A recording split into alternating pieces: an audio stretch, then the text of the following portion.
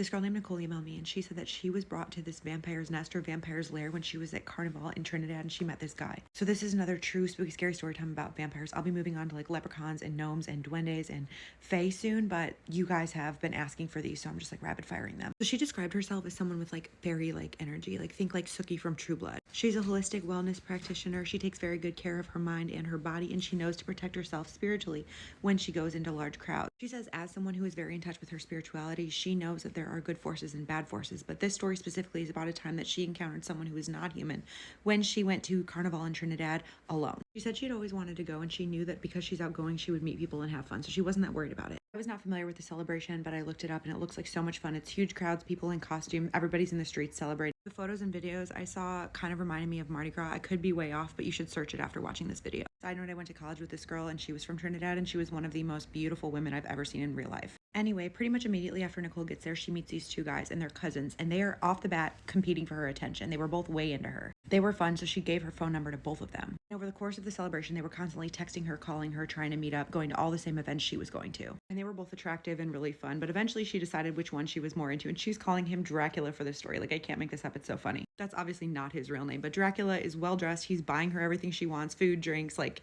he's like, what else can I do for you? He said he was charming, well-dressed, big spender, and by the end of Carnival, he asked her if she wants to go to the beach with him, and she says yes. She said by this point, her energy levels were not where they're normally at because she had been drinking and partying for like 5 or 6 days straight. So the beach seems like a nice little break from everything. They're on the beach, she's laying there taking it all in, he's smoking a cigar. She said it was just a mood, the waves, the sun setting, the music playing in the background, they were laughing, they were vibing, but then something just felt off. He was playing music, but it was strange, it was hypnotic, it felt like it was trying to like sink into her and shift her consciousness, if that makes sense. She thinks that maybe she's just tired, so she looks at him and she's like, this music is really hypnotic, are you trying to hypnotize me? He laughed it off. He's like, no, you're probably just tired. Let's go back to my penthouse and you can change and we can like rinse off and then we'll go to dinner. She's like, bet. Like at this point, she had known him for like 5 or 6 days and she wanted to see his place anyway. So she gets there and she is just taken aback. The place was gorgeous, floor to ceiling windows, top floor. He's like, do you want to see my balcony? So they walk out there and it's overlooking the beach. It's gorgeous. But then she said, the energy shifted, something was wrong. She just had this gut feeling that somebody else was in the penthouse. And she's like, is somebody else here? And he's like, no. She said the air felt thick, like she knew somebody else was inside. And she's like, are you sure nobody else is here? And he says, no. She says she can't explain it, but she just knew he was lying. And then she heard it, which was the same hypnotic music that he was playing on the beach, but it was playing from inside his penthouse. She hadn't clocked it when she first walked in, but she realized that it had been playing the entire time they were there. So she was like, if nobody else is here, then why is the music already playing? He's like,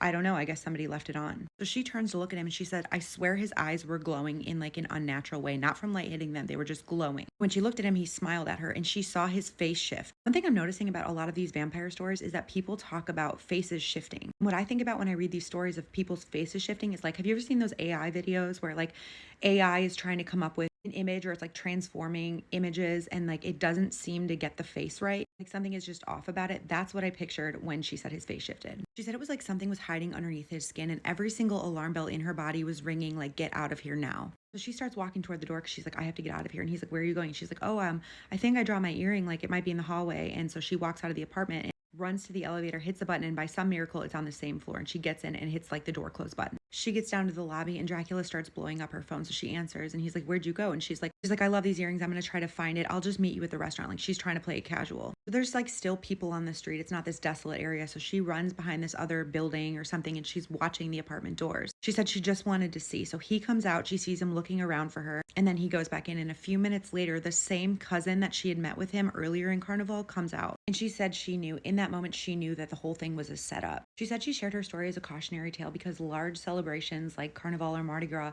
are for more than just partygoers. There are people there that are into energy harvesting, that are into rituals, and they're looking for victims. She said when thousands of people are gathered together, drinking, dancing, raging, the energy is high, but it's also easily manipulated by people who know how to do it. She said, we're all born with intuition, so don't be afraid to trust your gut and never assume that everyone around you has good intentions. The story spooked me. Whether or not there was something supernatural going on, I have my own idea of what I think was going on, but just be careful what you say if you do decide to comment on this because certain comments trigger filters and removals of videos. We've got a couple more vampire stories coming before I move on to the next topic and I'll add those to this playlist. Also, I'm not done trolling Netflix. You guys should go to their account and comment on their videos and tell them to give me a show.